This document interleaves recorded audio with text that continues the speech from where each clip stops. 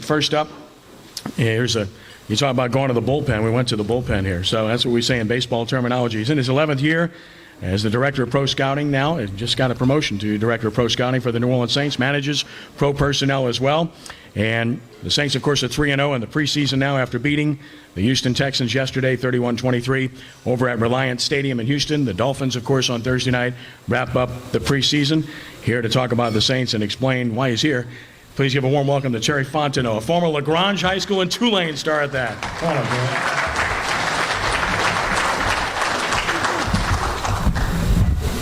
All right, guys, how's it going? I don't know if do I have to talk into this? Okay. All right, how y'all doing today? First of all, Mickey sends his apologies. He kind of came in this morning and he told me about maybe an hour ago.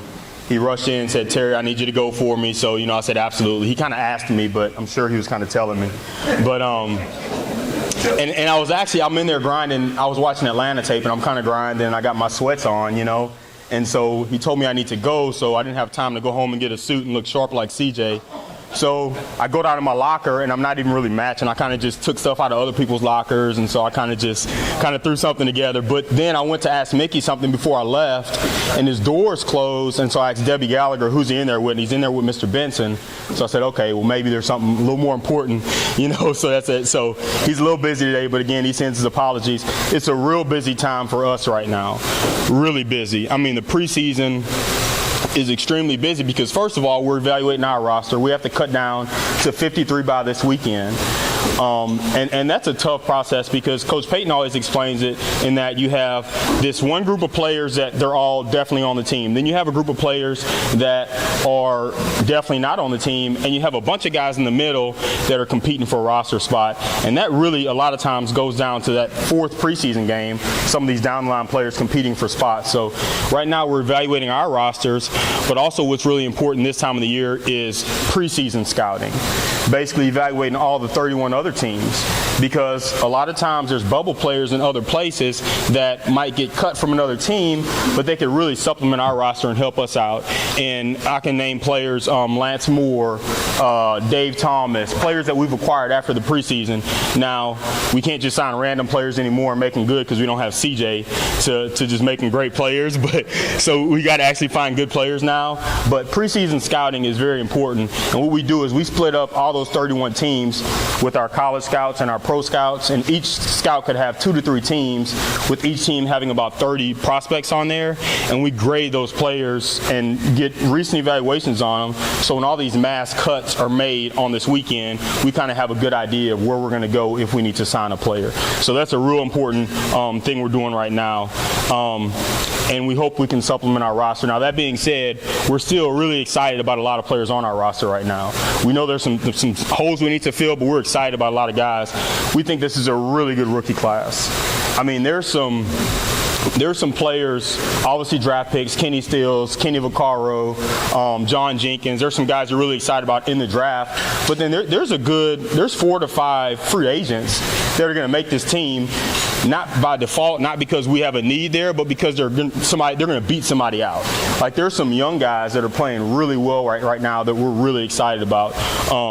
So I think we're going to we know we need to supplement the roster. We know we're going to look for places to improve, but we're really excited about a lot of players on the roster right now.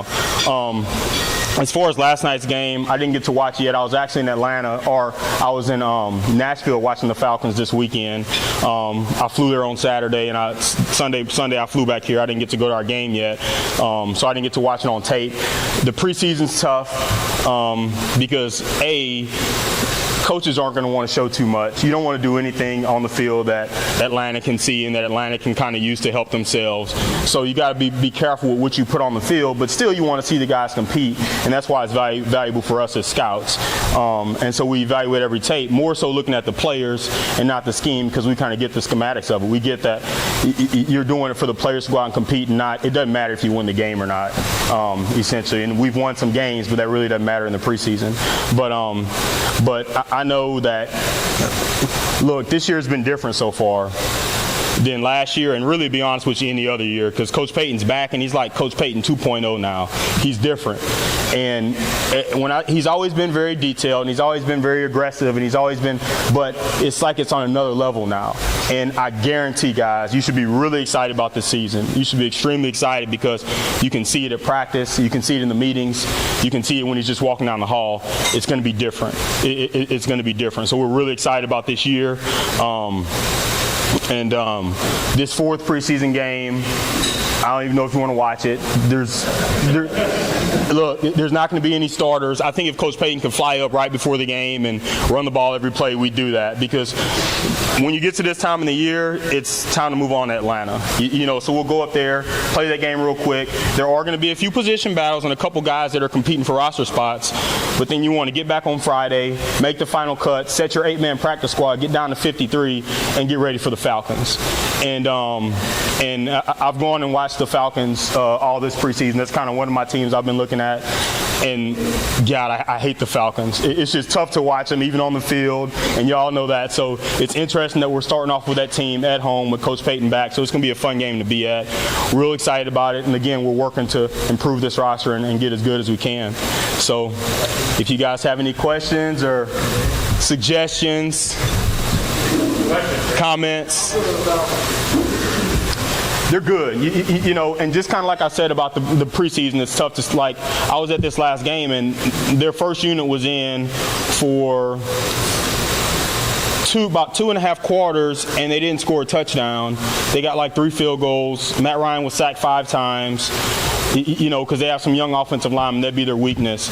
But you can tell they don't run any no huddle in the preseason. They don't do anything they're kind of just being real vanilla. But they're a talented football team.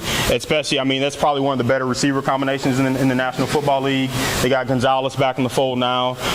Now they got Steven Jackson running the ball.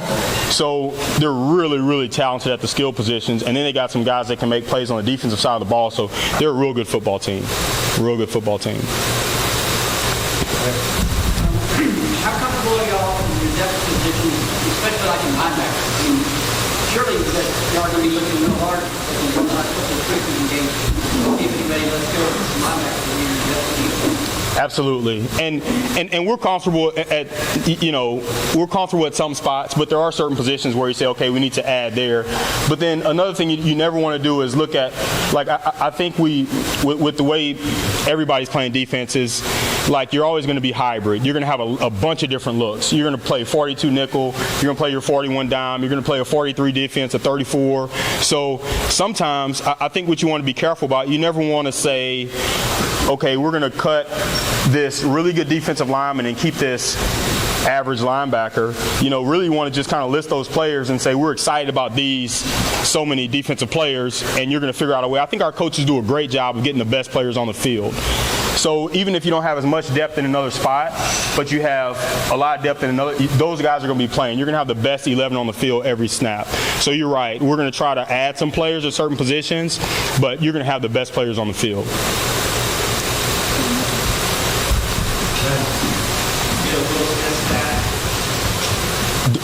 I don't. No, I don't right now. Sounds like you do? Nope. Nope. but no, I'm not sure at this time. We'll see. I don't know if somebody here is a Falcons fan and they're tweeting stuff to Atlanta every time I say something, so you got to watch it. Yep. How many wide receivers do y'all usually keep, and how many do you think y'all keep? We usually keep, and it's a good question, because what we do is we have a chart that says what we keep each year and what other teams in the league keep each year, and usually we keep 5 to 6.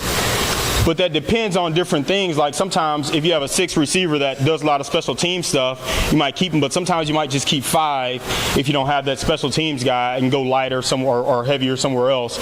But usually you would say about 5, maybe 6. With CJ, we just needed 3 because we knew they were going to be great, so it didn't matter. But we might keep a few more this year. But yeah, 5 to 6.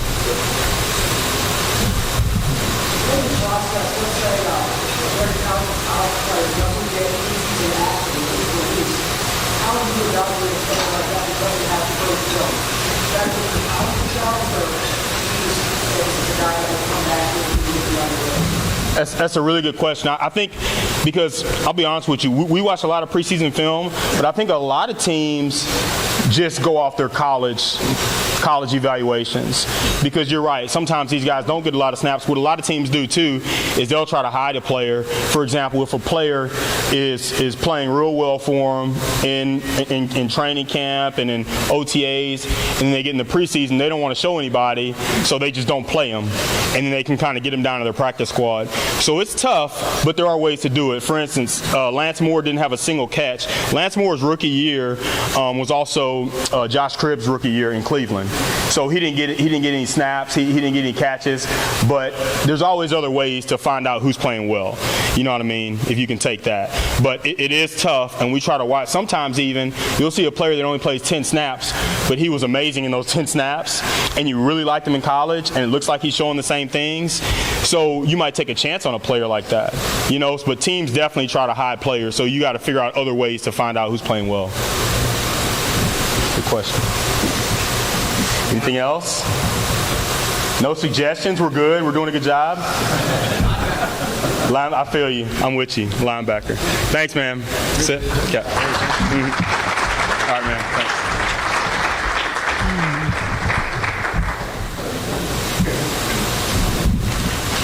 Thank you, Terry. Appreciate it. And, of course, the Saints and the Dolphins coming up, as mentioned, this Thursday night in the preseason finale.